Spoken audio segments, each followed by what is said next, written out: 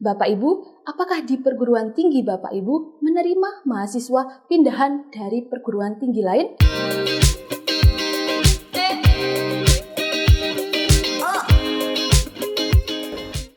Halo rekan-rekan operator, jumpa lagi dengan saya Firin. Selamat datang di Belajar Bareng PDDikti Feeder yang membahas tentang tutorial pelaporan dan kendala-kendala yang sering ditemui saat mengoperasikan aplikasi Feeder.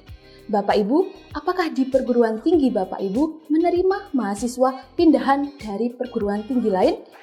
Atau bahkan ada mahasiswa yang pindah antar prodi dalam satu perguruan tinggi. Misalnya nih, ada mahasiswa S1 Sistem Informasi, kemudian di semester 3 dia pindah ke S1 Teknik Informatika. Lalu bagaimana mekanisme pendataannya? Nah, di video kali ini, yuk mari kita bahas mekanisme pendataan mahasiswa tersebut dan fitur nilai transfer di aplikasi PDDikti Feeder. Oke, selanjutnya mari kita bahas fitur nilai transfer terlebih dahulu. Fitur ini digunakan untuk menampilkan dan mengelola konversi nilai transfer mahasiswa dari perguruan tinggi asal ke perguruan tinggi yang baru atau tujuan. Jika ada mahasiswa yang jenis pendaftarannya selain peserta didik baru, yaitu ada mahasiswa pindahan, alih jenjang, lintas jalur, RPL, course, dan fast track, maka Bapak Ibu wajib untuk menginputkan nilai transfer mahasiswa tersebut. Data yang wajib diinputkan di fitur nilai transfer meliputi kode MK asal, SKS asal, nilai huruf asal, mata kuliah diakui, nilai huruf diakui, dan nilai indeks diakui. Baiklah Bapak Ibu, langsung saja saya berikan contoh studi kasus tentang mahasiswa pindahan dan mekanisme pendataannya dengan ilustrasi sebagai berikut. Misalnya, ada mahasiswa dengan nama Aprilia di perguruan tinggi Institut Teknologi 10 November, program studi S1 Teknik Informatika, angkatan 2019 dengan NIM 190001. Pada periode 2020 ganjil, ternyata mahasiswa tersebut pindah ke perguruan tinggi Universitas Bina Nusantara di program studi S1 Teknik Informatika juga. Maka, langkah yang harus dilakukan pihak UBINUS adalah melakukan konversi hasil kuliah mahasiswa tersebut dari ITS ke kurikulum mata kuliah yang berlaku di UBINUS. Oke, misalnya, sisi kiri ini adalah kartu hasil studi atau biasanya transkrip sementara mahasiswa tersebut dari prodi S1 Teknik Informatika ITS, dan yang sebelah kanan adalah kurikulum mata kuliah yang berlaku di prodi S1 Teknik Informatika UBINUS. Ada 10 mata kuliah di transkrip sementara mahasiswa tersebut. Maka, langsung saja dikonversikan sesuai dengan kurikulum mata kuliah yang berlaku di UBINUS. Nah, proses konversi ini kemungkinan nantinya ada yang mata kuliah SKS nilainya itu sama atau ada yang berbeda juga. Intinya Bapak Ibu menyesuaikan dengan kampus tujuan mahasiswa tersebut. Misalnya, mata kuliah Bahasa Indonesia di ITS 3 SKS dengan nilai B.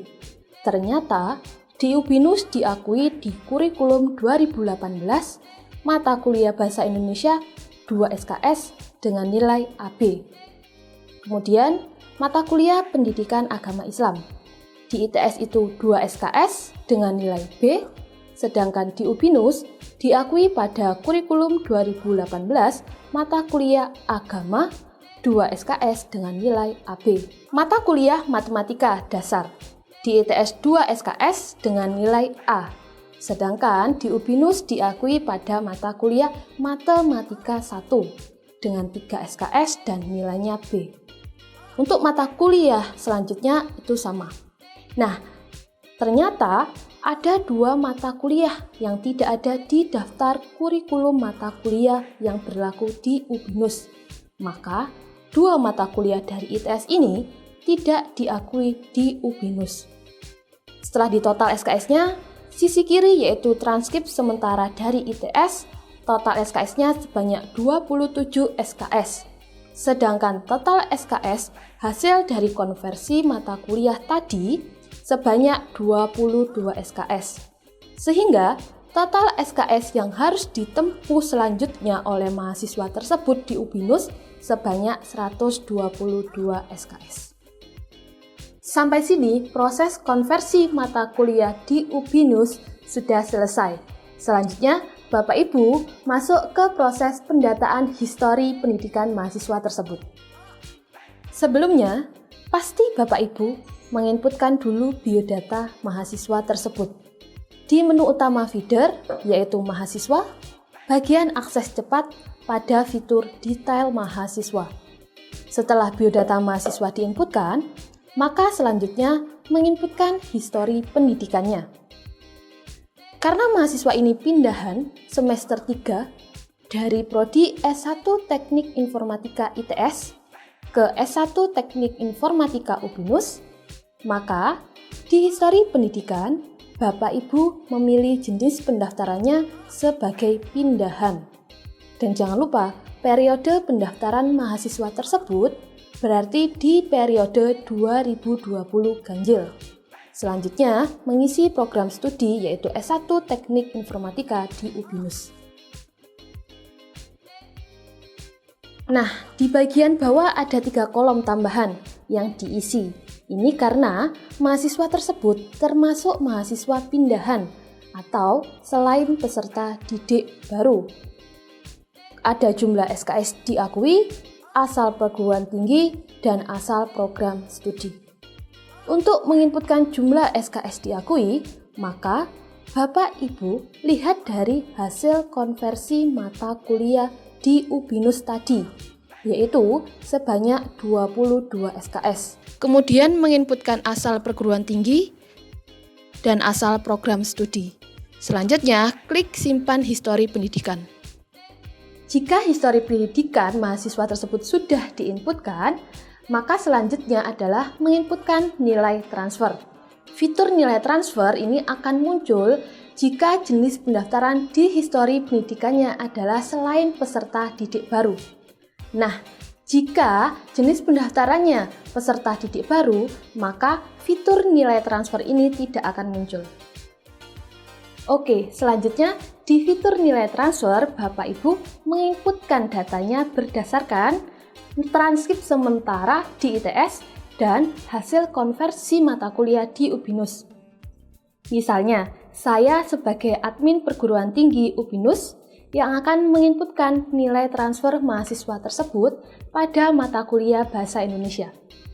Maka, saya inputkan perguruan tinggi asal ITS, kode MK asal TI 0021, mata kuliah asal Bahasa Indonesia, SKS asalnya 3 SKS, nilai huruf asalnya B, mata kuliah diakui Bahasa Indonesia, nilai huruf diakuinya AB, dan nilai indeks diakui 3,50. Kemudian, saya klik tombol simpan nilai konversi. Oke, untuk satu mata kuliah yaitu Bahasa Indonesia, nilai transfernya sudah diinputkan. Proses input nilai transfer untuk mata kuliah selanjutnya juga sama. Sampai nantinya di tampilan fitur nilai transfer ini jumlah SKS sebanyak 22 SKS. Lalu muncul pertanyaan, bagaimana jika ada mahasiswa pindahan antar prodi dalam satu perguruan tinggi itu sendiri? Jawabannya sama Bapak Ibu, mulai dari proses konversi mata kuliah, input histori pendidikan, dan input nilai transfernya. Lalu muncul pertanyaan lagi, bagaimana jika ada mahasiswa yang bukan pindahan, melainkan melanjutkan jenjang dari D3 ke S1? Jawabannya, untuk proses konversi mata kuliah dan input nilai transfer sama saja. Hanya saja yang membedakan adalah ketika input histori pendidikan. Karena mahasiswa ini melanjutkan jenjang dari D3 ke S1, maka Bapak Ibu memilih jenis pendaftarannya yaitu lintas jalur untuk mahasiswa tersebut. Nah, itu tadi penjelasan dari mekanisme pendataan mahasiswa selain peserta didik baru dan fitur nilai transfer dividen. Bagaimana Bapak Ibu? Sudah paham dan cukup jelas kan? Jika ada pertanyaan silahkan komen di bawah ini ya. Oke, nantikan video selanjutnya rekan-rekan operator. Jangan lupa like, komen, share, dan subscribe. Terima kasih. Semangat para pejuang pendidikti. Solusi teknologi perguruan tinggi Anda. Sevima, Revolutionize Education.